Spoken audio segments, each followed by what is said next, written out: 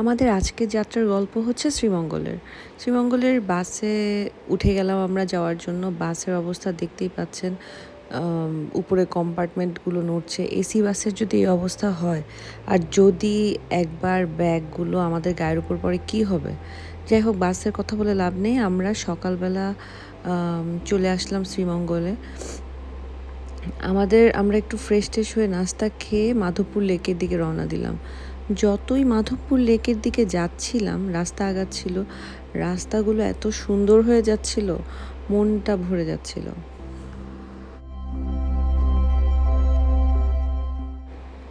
আমি তো মন ভরে আনন্দ করে নিয়েছি, এত ভালো লেগেছে রাস্তা। চারপাশে সবুজ, পাহাড়ের ঢাল, চা বাগান, এত সুন্দর শান্ত পরিবেশ, মনটাই ভরে গিয়েছে। দেখতে দেখতে চলে আসলাম মাধবপুর লেক। মাধবপুর লেকের বাইরে দেখতেই পাচ্ছেন যে ছোট ছোট স্টল আছে, বাট স্টলগুলো বন্ধ। কারণ হচ্ছে আমরা একটু সকালেই চলে আসছি, কারণ আমার আসলে ভিড় ভালো লাগে না। সো এই স্টলগুলো অ্যাকচুয়ালি একটু পরে খুলবে।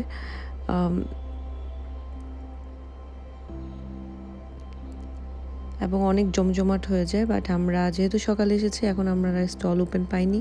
অ্যান্ড আমরা যেটা করবো, এখন টিকিট কেটে ভেতরে ঢুকে যাব।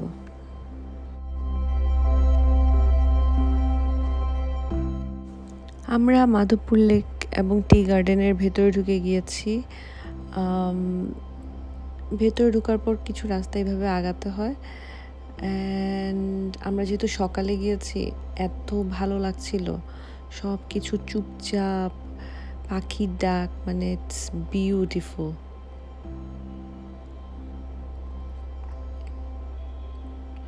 কিছু দূর সামনে আগাতে এই যে মাধবপুর লেক, এখানে মাধবপুর লেক সম্পর্কে কিছু লেখা আছে, অনেক কিছু।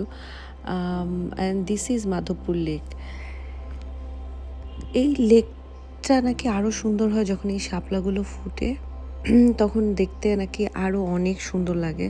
বাট আমার কাছে এখনও খারাপ লাগছে না, আমার কাছে এখনও অনেক ভালো লাগছে। আমরা কিছুক্ষণ দাঁড়িয়ে দাঁড়িয়ে এখানে লেকটার সৌন্দর্য উপভোগ করলাম, এবং লেকটা নাকি আরও সুন্দর লাগে মানে উপর থেকে দেখতে। সো উই ওয়ার থিঙ্কিং যে আমরা উপরে উঠবো, এবং সেই উদ্দেশ্যে আস্তে আস্তে হাঁটা শুরু করলাম উপরের দিকে ওঠা।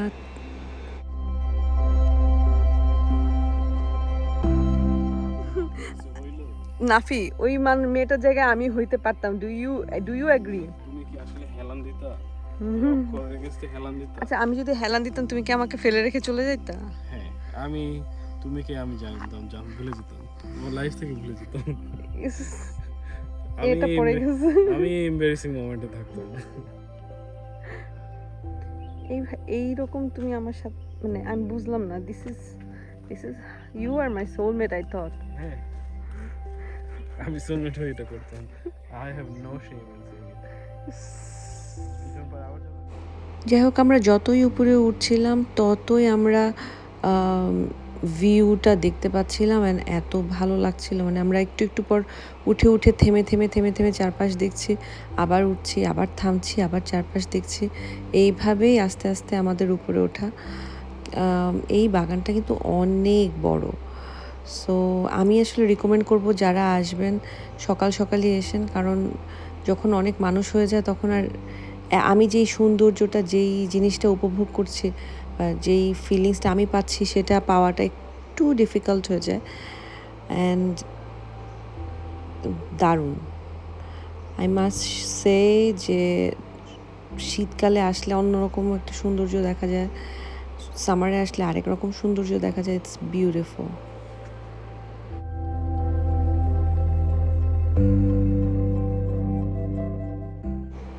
আমরা গল্প করতে করতে আস্তে আস্তে আরও ভিতরে যেতে থাকলাম।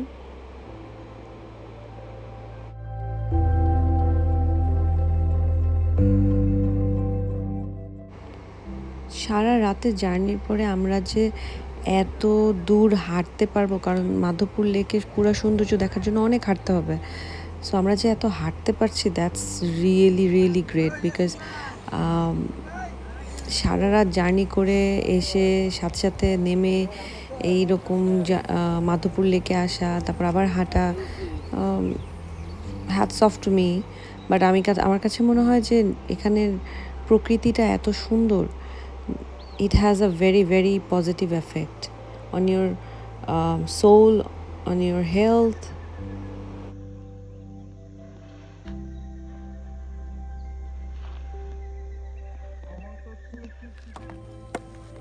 হাঁটাহাঁটি করে যখন ক্লান্ত হয়ে গেলাম তখনই সামনে চলে আসলো ডাবের পানি। একে তো হচ্ছে লাইক এখানকার ডাবের পানি আই ডোন্ট নো, অন্যরকম মজা। তার উপর এত ক্লান্ত হয়ে ডাবের পানি যখন খেয়েছি, অমৃত।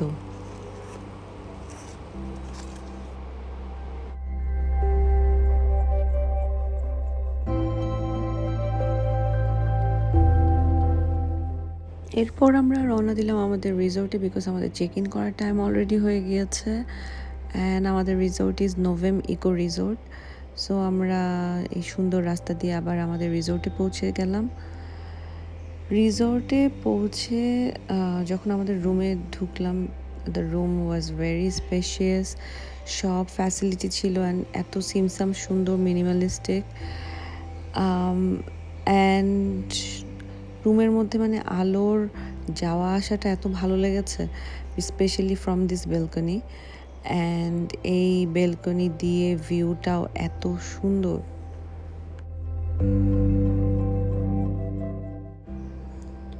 We have this private pool এই রুমের সাথে, plus you can see the view.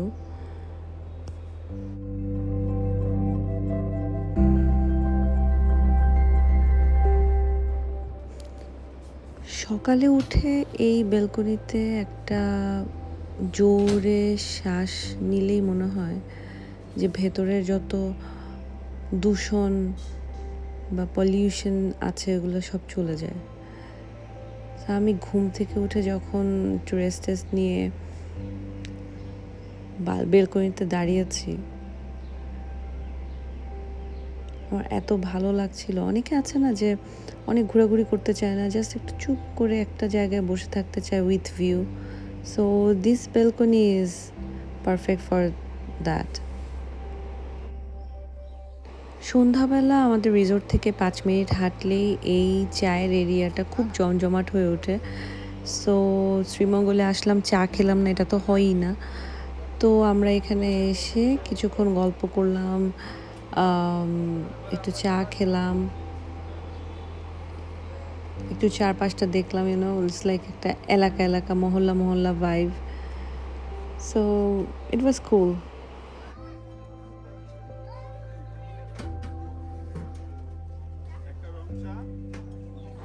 এভাবেই চা খেয়ে আমরা প্রথম দিনটা শ্রীমঙ্গলে মাধবপুর লেক টেক দেখে ঘোরাঘুরি করে কাটিয়ে দিলাম।